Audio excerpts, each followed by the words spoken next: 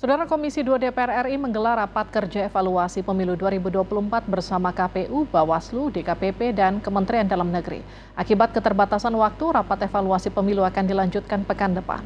KPU, Bawaslu, DKPP, dan Mendagri baru memaparkan laporan atas penyelenggaraan pemilu. Rapat dilanjutkan pekan depan, 1 April, dengan agenda tanya-jawab. Sejumlah anggota DPR sempat mengusulkan dibentuknya panja terkait kinerja lembaga penyelenggara pemilu.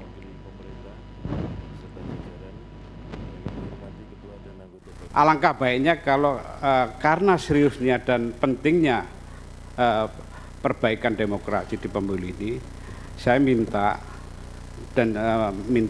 persetujuan kawan-kawan juga. Ini dibentuk panja biar lebih spesifik. Karena apa? Kita mau melakukan evaluasi tanpa keseriusan focusing yang jelas, ini percuma. Masyarakat, publik yang begitu masif, dari yang tidak berpendidikan maupun yang berpendidikan, ini menuntut semua. Tinggal saja penyelenggara pemilu melakukan evaluasi, jawab aja mereka. Jangan bicara yang seperti di sini, baik-baik semua. Masyarakat itu banyak dorongan, masukan dan kritik itu dijawab. Dan kalau kita tidak menseriusi evaluasi ini, Komisi 2 ini malu terhadap rakyat. Rakyat lebih peduli terhadap demokrasi daripada Komisi 2. Sementara anggota DPR lainnya menilai ada beberapa hal yang patut dikritisi terkait pemilu 2024 lalu, salah satunya isu Sirekap dan dugaan keterlibatan ASN. Hal yang harus kita kritisi, yang selama ini menjadi viral di masyarakat. Yang pertama apa itu tentu Sirekap. Yang kedua tentu kita akan pertanyakan tentang bagaimana para penyelenggara di daerah itu ya tidak bisa bersinergi. Mana sikap Kemendagri, bagaimana sikap pemerintah ketika dalam faktanya dan memang ada banyak videonya itu ya para ASN itu dalam tanda petik diperintah untuk memilih seseorang, untuk memilih caleg tertentu misalnya, untuk memilih capres tertentu. Ini nanti kita akan tanyakan bagaimana sikap pemerintah di sini. Komisi 2 DPR kembali mengagendakan rapat kerja dengan lembaga penyelenggara pemilu pekan depan. Kita akan sapa jurnalis Kompas TV Gracia Adur di gedung DPR. Gracia, KPU dan Bawaslu telah memaparkan kinerjanya terkait dengan pelaksanaan pemilu. Jadi apa saja sorotan evaluasi Komisi 2?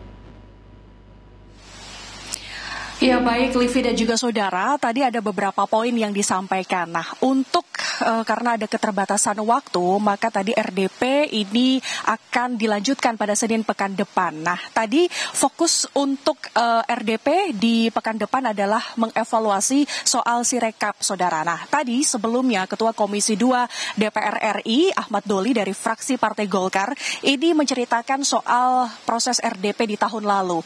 Nah pada RDP tahun lalu Ahmad Doli ini sempat menegaskan kepada Ketua KPU ini bahwa status Sirekap ini hanya sebagai alat bantu perhitungan saja. Nah, hasil perhitungan suara yang sah adalah merupakan perhitungan secara manual. Namun sebelumnya Komisi 2 DPR RI ini sempat terkejut dengan melihat PKPU nomor 25 tahun 2023 tentang pemungutan dan perhitungan suara bahwa Sirekap ini masih digunakan. Nah, kemudian fakta-fakta apa saja ataupun kejanggalan apa saja yang terjadi di Sirekap sehingga Komisi 2 DPR RI ini menilai Sirekap ini sangat kacau ketika proses rekapitulasi suara di pemilu 2024. Yang pertama adalah soal perbedaan data antara formulir hasil Pilpres di TPS dengan angka yang diinput di Sirekap ini sangat berbeda. Sama halnya dengan jumlah perolehan suara di partai politik dengan jumlah perolehan suara calon anggota legislatif ini berbeda dengan data di TPS dengan data yang diinput oleh si Rekap. Sehingga beberapa waktu lalu ketika proses rekapitulasi suara, Ketua KPU Hasyim Asyari ini sempat meminta penghentian sementara proses rekapitulasi suara di tingkat kecamatan karena tujuannya untuk mensinkronisasi data.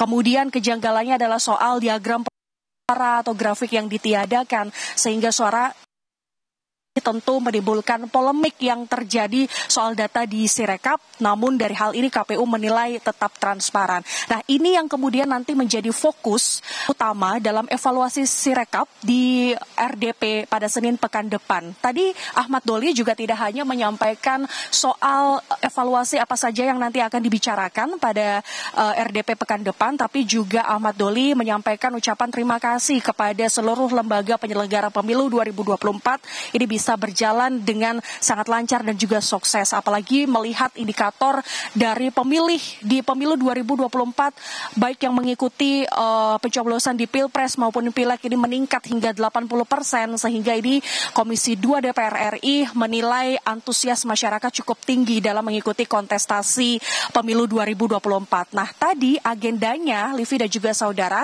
adalah pemaparan yang disampaikan oleh lembaga penyelenggara pemilu 2024. Tadi saya mencatat ada beberapa poin-poin penting evaluasi yang disampaikan oleh kelima lembaga penyelenggara.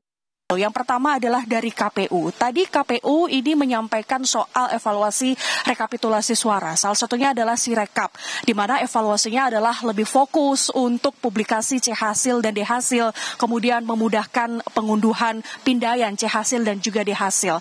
Kemudian dari Bawaslu sendiri ini menyampaikan evaluasi soal kendala dalam proses logistik pemilu 2024. Kita tahu bahwa logistik pemilu di 2024 kemarin ini masih ada 387 TPS yang kotak suaranya belum sampai di TPS. Salah satunya ini tersebar di 9 provinsi, yang kita pantau bersama adalah Provinsi Papua, di mana kemarin ini sempat melakukan pemungutan suara susulan, saudara. Kemudian evaluasinya dari Bawaslu sendiri adalah masih ada logistik yang kurang dan juga rusak, di mana ada 137 TPS tersebar di 15 provinsi yang ini mengalami kerusakan. Kemudian kerawanan DPT di luar negeri, yang kita tahu bahwa kemarin sempat ada kendala di TPS di Kuala Lumpur, Malaysia, saudara. Tidak hanya itu, tadi dari Kemendagri ini juga mencatat ada beberapa dalam evaluasi, salah satunya yang disoroti adalah soal pelanggaran netralitas ASN. Informasinya ada 240 ASN terbukti melanggar dan ini sudah dijatuhi sanksi.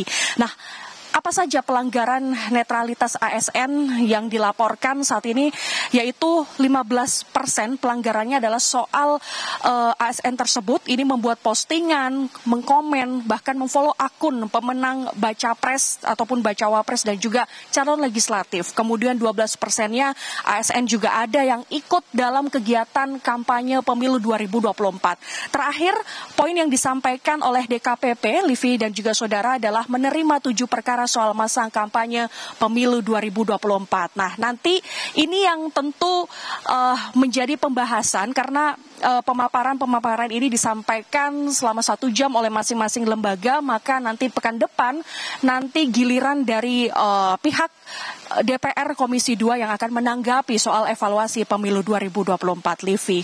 Terima kasih Gracia Adur atas laporan Anda langsung dari DPR RI.